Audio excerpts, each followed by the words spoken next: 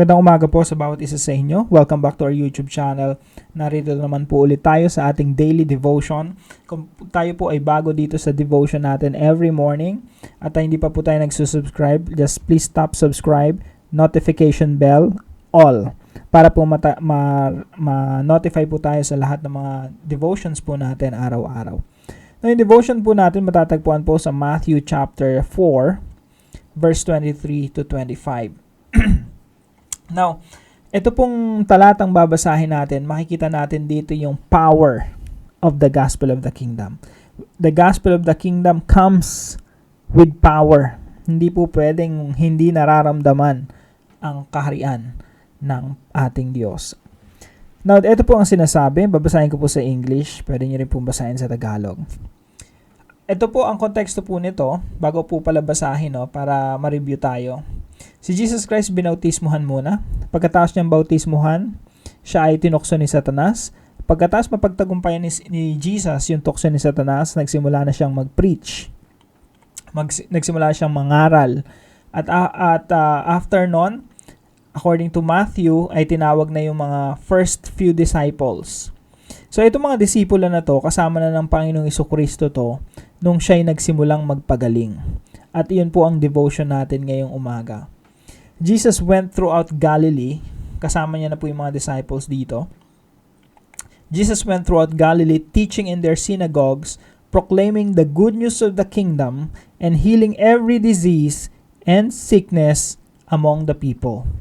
News about him spread all over Syria, and people brought to him all who were ill with various diseases, those who are suffering severe pain, the demon-possessed, those having seizures and paralyzed, and he healed them. Large crowds from Galilee, the Decapolis, Jerusalem, Judea, and the regions across the Jordan followed him. Kung mapapansin niyo po, ang Panginoong Jesucristo nagsimula siyang mangaral ng good news. Good news of the kingdom. Magandang balita tungkol sa paghahari ng Diyos. At yung ipinapangaral po ng Panginoong Jesucristo, hindi lamang po naririnig ng mga tao, kundi nararanasan po nila. Ang Panginoong Jesucristo, kapag siya po ay nagsasalita ng nangangaral, binaback-upan yung pangangaral niya ng mga miracles. Pinagaling din niya ang lahat ng uri ng sakit at karamdaman ng mga tao. Yung mga nahihirapan, sinasapian ng demonyo, may epilepsya, at mga paralitiko, lahat po yan pinagaling niya. Now, ito po yung teaching natin this morning. People hear and experience the gospel of the kingdom during the ministry of Jesus on earth. Ang Panginoong Jesucristo po hindi papayag na marinig mo lang yung gospel of the kingdom na hindi mo na-experience. Ang gospel of the kingdom po nararanasan talaga. Nagkakaroon ng restoration, nagkakaroon ng healing, nagkakaroon ng redemption. Yung magandang balita po, your gospel, or sa Greek po yan ay euangelion, ito po ay pangkaraniwang salita sa panahon nila. Ang ibig sabihin po nito ay pag sinabing good news o euangelion, usually po yung mga emperor or yung mga kings o mga dignitaries, mga matataas ang posisyon, pagdadalaw sila sa isang syudad, sa isang lugar o isang probinsya, meron silang mga herald. Yun po yung mga nauunang mga tao pumupunta doon sa mga lugar na dadalawin ng emperor o ng isang mataas na tao. At sila'y maghatid ng magandang balita. Ang ipapangaral nila, ang mensahe nila ay darating yung hari or emperor. At yun po ay good news para sa mga tao kasi kadalasan yung mga emperor may daladalang mga blessings, may mga biyaya. Pwedeng magpatayo ng mga infrastructures or pwedeng magbigay ng tulong pinansyal. So yun po yun sa panahon nila, no? Meron silang tinatawag na euangelion o gospel o mabuting balita. Now si Jesus Christ din po ay sinugo ng Diyos para maghatid ng magandang balita. Pero yung magandang balita na to, hindi ito patungkol sa pagdating ng emperor o biyaya ng emperor o tulong ng emperor. Ito po ay magandang balita tungkol sa paghahari ng Diyos. Ang ibig sabihin po na ito, there's a new king in town. Meron ng bagong naghahari ngayon. Hindi na yung mga taong emperor o mga hari o si Herodes o kung sino mang mga matataas na tao. There's a new king in town and he is God. He is all-powerful God. And the good news is the reign of God, the kingdom of God is here on earth. At yung paghahari ng Diyos na yon ay maaari mo nang maranasan. At paano po natin mararanasan? Ano pong klaseng experience meron tayo sa kingdom of God? Ang experience po niyan ay healing, restoration, redemption. Ito po ang mga nangyari po dito sa New Testament Church. Bukod sa naka-experience sila ng mga miracles, nagkaroon sila ng kagalingan physical, nagkaroon rin po sila ng kagalingang spiritual. Kaya po nung ating narinig ang ebanghelyo ng Panginoong Jesucristo at tinanggap natin, nagkaroon din po tayo ng healing, ng pagpapagaling sa atin. Ito po ay kadalasan po ay pagpapagaling sa spiritual. Kasi tayo po ay may sakit, may lubhang karamdamang spiritual. Tayo po ay nawawalay sa Diyos. At sa the moment Jesus Christ came into our lives, the moment we received the gospel of the kingdom, ang ating relasyon sa Diyos ay naayos din po. Imbis na nawawala tayong mga tupa, tayo na naibalik sa Diyos. Yan po ay experience. Yan po ay pagdanas ng gospel of the kingdom. At ang gospel of the kingdom po hindi lang naririnig kundi nararanasan po. Now, kung ang gospel po ay pumasok sa iyong buhay, ang goal po ng gospel ay ayusin ang buhay mo, maitama at maging kalugod-lugod sa Diyos. At the moment you experience that, you also want other people to experience that same experience that you have. Alam niyo po, kung ikaw na ayos ang buhay mo, hindi po pwedeng hindi mo extend yung healing na yon, yung restoration na yon sa iyong pamilya, sa iyong asawa, sa iyong anak. Hindi ka papayag na nagkaroon ng kaayusan yung buhay mo, na itama ng Diyos yung buhay mo, pero yung pamilya mo wasak. Gusto mo rin po na yung iyong buong pamilya ay maitama rin, may ayos din, magkaroon din ng experience ng healing, restoration at redemption. At ganyan po kapangyarihan ng ebanghelyo ng Panginoong Jesucristo. I-restore niya po yung broken relationships, yung brokenness ng tao. Now, ito po ang pinaka mainam po sa lahat, no? Pinaka greatest experience. Hindi lamang po yung mga brokenness natin, yung pinaka importante po sa lahat, na i-restore tayo sa Diyos. At kung na-restore po tayo sa Diyos, gusto natin yung mga tao sa paligid natin ma-restore din sa Diyos, mailapit din sa Diyos. Kaya po yung ating life application is we continue the work of Christ. Si Jesus po, ipinangaral niya yung ebanghelyo. Hindi lang niya ipinangaral, ipina-experience niya pa yung gospel of the kingdom.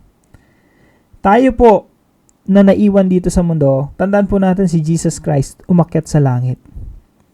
Pero iniwan niya yung church, yung kanyang katawan. Yung church po tinatawag na body of Christ. Yung body of Christ, yung church, yung iglesia, ang role po nun ay ituloy, to continue the work of Christ. Kaya po ang mensahe natin sa mundo ay ang mabuting balita ng paghari ng Panginoong Jesucristo. But we don't just preach the gospel, we also let other people experience the gospel. Halimbawa po, merong isang taong may karamdaman. Hindi ko po sinasabi na pagalingin nyo siya, magmirakulo kayo. Yung tao po na yun, pwede nyong bilan ng gamot, ipag-pray, tulungan financially. Marami po tayong pwedeng gawin sa mga tao sa paligid natin na pagtulong, pagmamalasakit at pag-ibig. At pag tinanong ka ng mga tao, bakit mo ginagawa yon? Ba't ang bait-bait mo, pare, mare? Isa lang po ang sagot natin dyan. That is the gospel of the kingdom being experienced by the people around us. At tayo po ay dadaluyan ng pagpapala ng Diyos. Hindi po papayag ang Diyos na ikaw ay nagiging kagamit-gamit sa kanyang kaharian, pero ikaw mismo kulang na kulang ka. ng iyong pangailangan. Halos naghihikaos ka. Kaya po napakaganda ng verse na Matthew chapter 6 verse 33. Ito yung mga tao na sinasabi ni Jesus Christ na kapag inuna mo yung kaharian ng Diyos, tsaka yung righteousness ng Diyos, lahat ng mga bagay na pangailangan mo ay idadagdag sa iyo. But seek first His kingdom and His righteousness, and all these things will be added to you as well. Kaya po kung itutuloy natin yung ginagawa ng Panginoong Jesucristo, we preach the gospel, nilalapit natin ang ibang tao sa Panginoong Jesucristo, tinutulungan natin sila, pinapakita natin yung pagmamalasakit natin sa kanila at pag-ibig ng Diyos sa kanila, tayo po ay dadaluyan ng pagpapala ng Diyos. Seek first the kingdom of God and His righteousness, and all these things will be added to you as well. Hindi ho tayo magkukulay ng supply. Bakit po? Dahil nakikita ng Diyos na yung supply na meron tayo, ginagamit natin sa paglaganap ng kanyang kaharian dito sa lupa. Kaya po, ito po yung discussion natin sa small group natin. Ano po yung natutunan nyo dito sa ating devotion ngayong umaga? And how can you apply it in your life? Anong natutunan nyo sa pangangaral ng Panginoong Jesucristo at pagpapagaling niya? At paano ito may apply sa inyong mga buhay? Ang dalangin ko po mga kapatid, na yung gospel of the kingdom, yung power ng gospel of the kingdom ay maranasan po ninyo lahat. At hindi lamang po maranasan ninyo, kundi mag-overflow pa sa inyo at dumaloy sa inyo papunta sa mga tao sa paligid natin, papunta sa inyong mga pamilya, mga kaibigan. At sila rin ay makaranas ng gospel of the kingdom, ma-experience nila kung anong ibig sabihin na mapabilang sa kaharian ng Diyos. Tayo po'y manalangin. Panginoon Diyos na makapangyarihan, dinadalayan ko po ang bawat isa sa amin ngayong umaga. Panginoon, hipuin niyo po ang kanilang mga puso, kanilang mga isipan, itama niyo po, Panginoon, ang kanilang mga priorities, mga values. Tulungan niyo po ang bawat isa sa amin. Kabilang po ako, Panginoon, na unahin ang inyong kaharian. Palaganapin ang iyong paghahari dito sa lupa. Ipangaral ang ebanghelyo ng Panginoong Jesucristo at kami po, lahat kami ay maging daluyan ng pagpapala ninyo. Daluyan ng pagbabago. Daluyan ng pagpapagaling. Daluyan ng restoration at redemption. Daluyan ng mga pagpapala mo, Panginoon, na nais mong ihatid sa maraming tao sa aming paligid. Panginoon, gamitin niyo po kami bilang mga instrumento ng pagpapalaganap ng inyong kaharian dito sa lupa.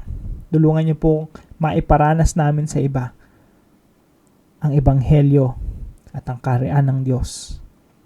Maraming salamat po sa umagang ito. Bigyan niyo po kami ng success ngayong araw. Pagpalain niyo po kami ng mga pagpapalang pinansyal. I-provide niyo po, Panginoon o Diyos, lahat ng aming pangangailangan nang sa ganun merong kaming magamit sa pagpapalaganap ng iyong kaharian dito sa lupa. Sa inyo po ang kapurihan, ang karangalan sa tanging pangalan ng Panginoong Hesus. Amen. Amen. Kung kayo po ay napagpala ng ating devotion ngayong umaga, please let us know in the comment section below. Maraming salamat po sa inyong pagsuporta sa mga devotions natin. I hope tayo po ay lumalago sa ating pananampalataya. God bless you po. Kita-kita po ulit tayo bukas alas 5 ng umaga dito sa ating daily devotion. God bless you po.